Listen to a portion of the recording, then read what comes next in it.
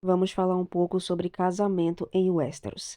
Com relação à idade, é muito difícil uma garota se casar antes de menstruar ou um garoto se casar antes dos 16 anos, embora noivados possam ser arranjados antes disso. Mas, em casos raros, principalmente no meio de uma guerra, pode-se casar crianças e até mesmo bebês, como é o caso de Tyrek Lannister, que foi casado com Hermesende Highford, que é um bebê. E, obviamente, a consumação só vai poder ser feita quando ambos estiverem numa idade apropriada.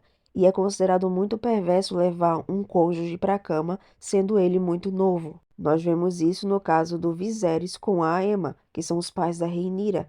Viserys consumou o casamento quando a Aemma tinha 13 anos, e os mestres acharam que foi muito cedo. Embora aqui, em épocas de guerra, é esperado que se consume o casamento, mesmo um dos cônjuges sendo mais novo, como é o caso do Tyrion com a Sansa. E aí nós entramos nas questões de legalidade do casamento. Na teoria, não são válidos os casamentos que os cônjuges não falam seus votos ou que são feitos na ponta de uma espada. Mas, obviamente, isso pode ser burlado quando tem terras envolvidas ou quando um senhor ou um rei faz um casamento por procuração para alguém. O problema é que isso pode ser facilmente anulado, já que não houve consumação. E aí nós entramos na questão de como terminar um casamento. Não existe divórcio em Westeros, mas os casais podem optar por viver separados, como é o caso de Doran Martell e Melário de Novos.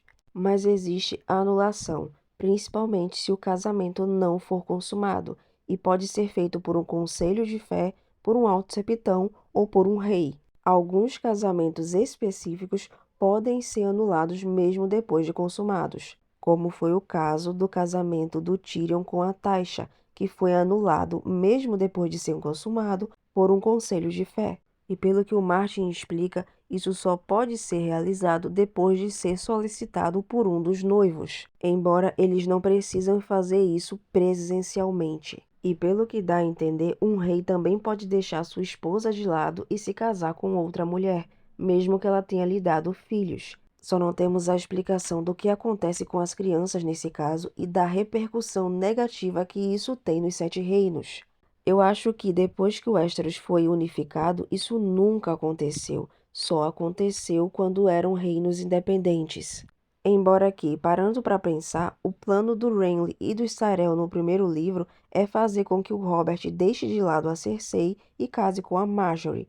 Mas existe uma forma mais simples de acabar com o casamento, que é mandando a mulher para servir nas Irmãs Silenciosas ou mandando o homem para servir a Patrulha da Noite. Como quando Quentyn Bola de Fogo mandou sua esposa servir as Irmãs Silenciosas para que ele ficasse livre para entrar na Guarda Real. Isso significa que o rei pode anular o casamento de alguém só porque não gosta daquela pessoa, como Aerys, Rhaegar e Elia? Então, não é bem assim. Por mais que seja uma monarquia em que o rei pode fazer quase qualquer coisa que quiser, não significa que ele vai fazer tudo, porque existe uma política muito forte envolvendo o casamento. Não é porque Aerys não gostava da Elia que ele simplesmente iria anular o casamento do Rhaegar com a Elia, principalmente porque ele tinha 2 filhos vivos com ela.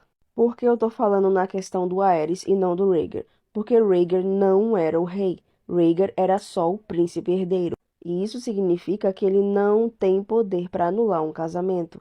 E, sinceramente, se ele queria as 3 cabeças do dragão, ele precisava de 3 filhos, não de 3 filhos legítimos. Não vale muito a pena anular o casamento com a Elia, podendo afetar a legitimidade de seus primeiros filhos, principalmente do Aegon, que ele achava que era o Azor Ahai, e arriscar uma briga com o Dorne, sendo que ele pode ter a Lyanna como amante.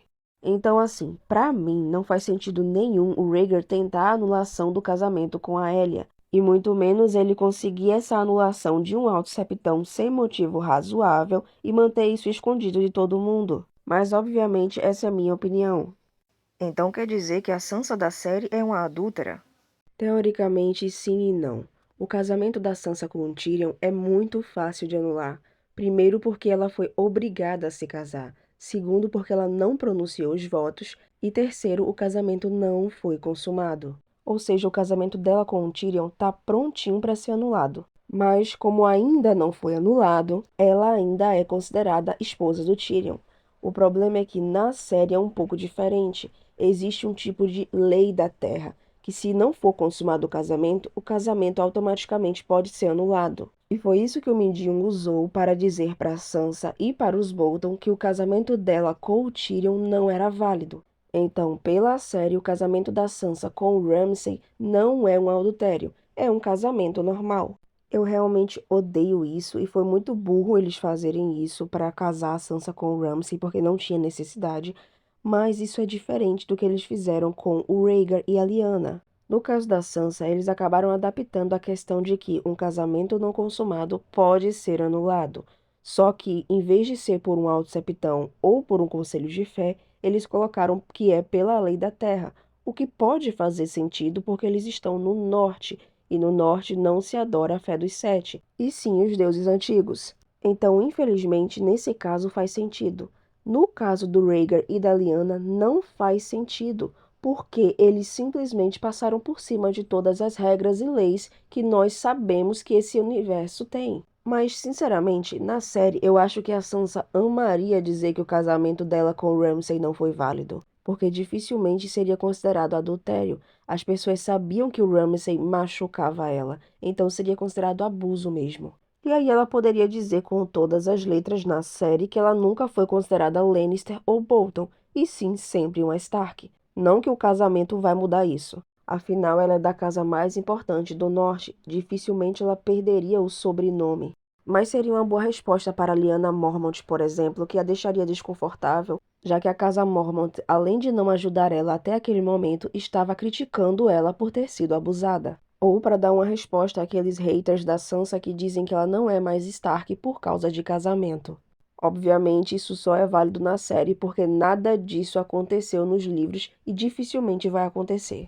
Mas a Rhaenyra casou com o Daemon pela tradição valeriana enquanto o Laenor estava vivo, então é possível ter mais de um marido ou esposa se casar em outra religião. Não é bem assim que funciona. Vamos lá, em Westeros, todo casamento é válido. Se você se casar pela fé dos sete, aquelas pessoas que seguem os deuses antigos vão achar o seu casamento legítimo. Se você casa pelos deuses antigos, as pessoas que seguem a fé dos sete também acham seu casamento legítimo.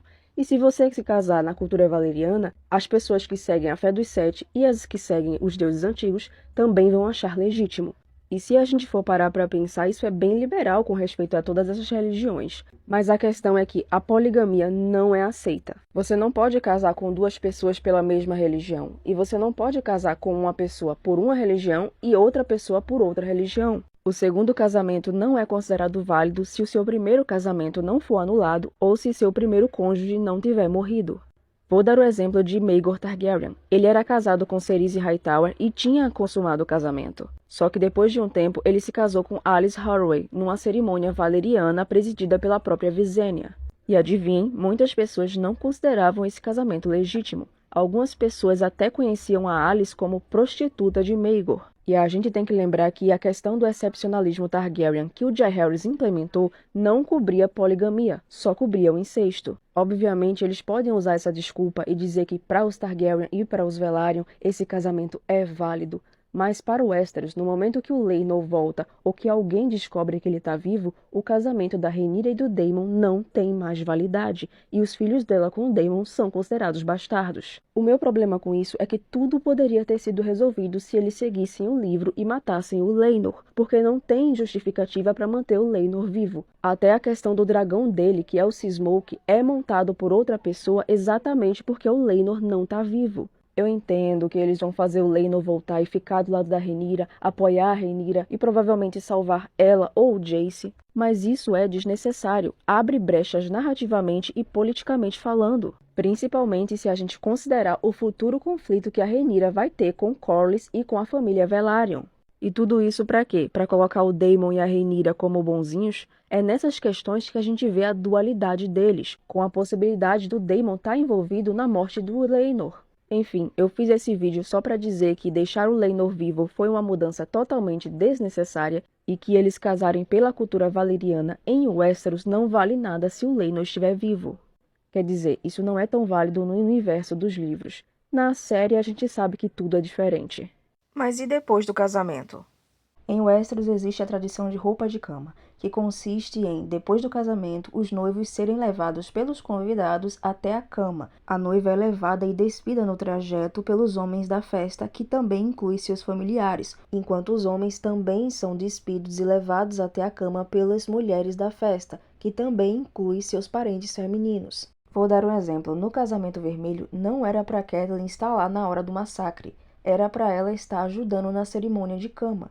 Só que ela estava tão deprimida que ela não participou. Inclusive, ela pede desculpas ao Edmure em pensamentos por causa disso. Outro exemplo é a Rhaenyra, filha do Viserys, que mesmo sendo criança, participa da cerimônia de cama de seu pai no casamento dele com a Alicent. Então como isso é normal, nunca teve nada desconfortável acontecendo nessas cerimônias de cama? Bem, não é bem assim. Vou dar um exemplo. Quando o Mindinho vai se casar com a Lysa nos livros, obviamente a Sansa, que está disfarçada de filha bastarda do Mindinho, participa dessa cerimônia. O problema é que o Mindinho fica a cerimônia inteira olhando para Sansa de jeito estranho. Ou seja, ele está desejando ela. A minha teoria é que ele estava imaginando ela enquanto estava consumando o casamento com a Lysa. O Mindinho tem essa questão, sabe? Às vezes ele vê a Sansa como filha dele mesmo, e às vezes ele a vê como uma segunda Catelyn que ele pode ter. Mas felizmente ele nunca fez nada com a Sansa além de beijá-la. Apesar da bizarrice, eu acho muito interessante, e mesmo sabendo que isso provavelmente vai ser a queda do Mindinho, eu quero saber como isso vai acontecer. Mas e vocês, gostaram dessas curiosidades sobre os casamentos de Westeros? Deixem nos comentários.